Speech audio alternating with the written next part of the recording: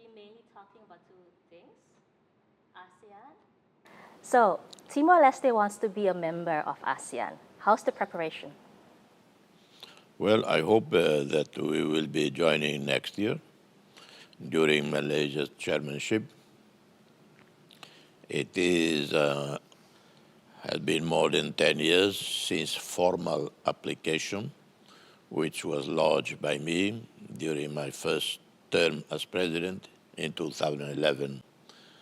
And the journey has been a steady one not without difficulties, obviously because of our lack of human resources, very precarious, lack of infrastructures, and all other conditions associated with our responsibilities as ASEAN member.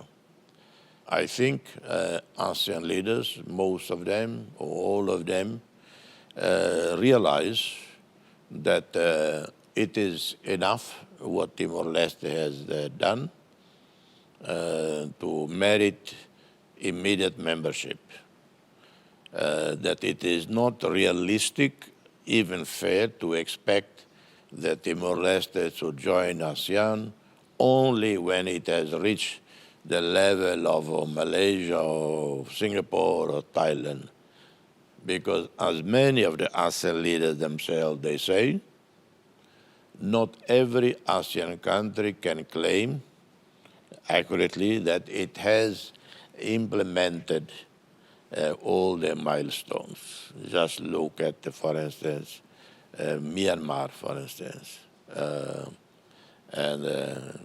Even the former Prime Minister Hun Sen told me very bluntly, very clearly, honestly, when I met with him before he left office. He said, Timor-Leste has more money, more liquidity, more cash, better prepared than when Cambodia joined.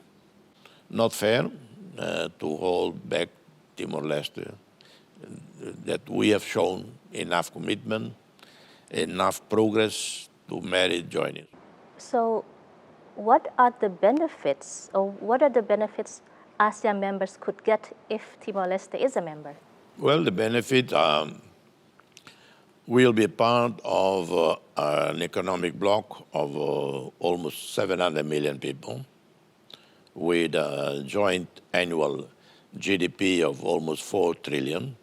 When one country, a country, has as neighbor wealthy countries, we would have to be really dumb and lazy if we do not benefit, because there is potential for taking advantage of it. There is potential for spillover benefits.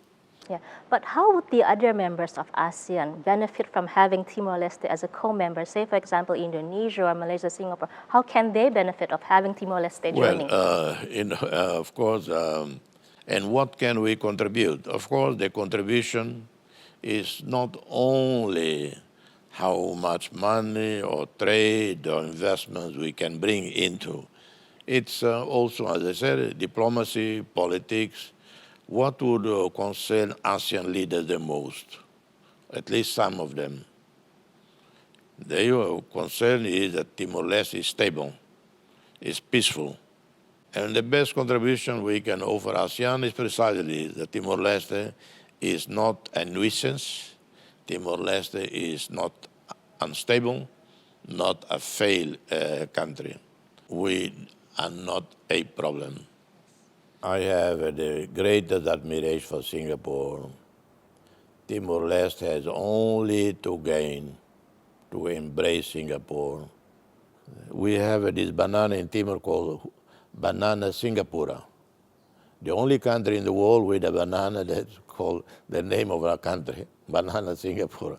Who is Singapura? I'm trying to convince some Timorese to invest in a Singapore banana plantation, export to Singapore. What about Indonesia? Timor-Leste had a dark history or has a dark history with Indonesia.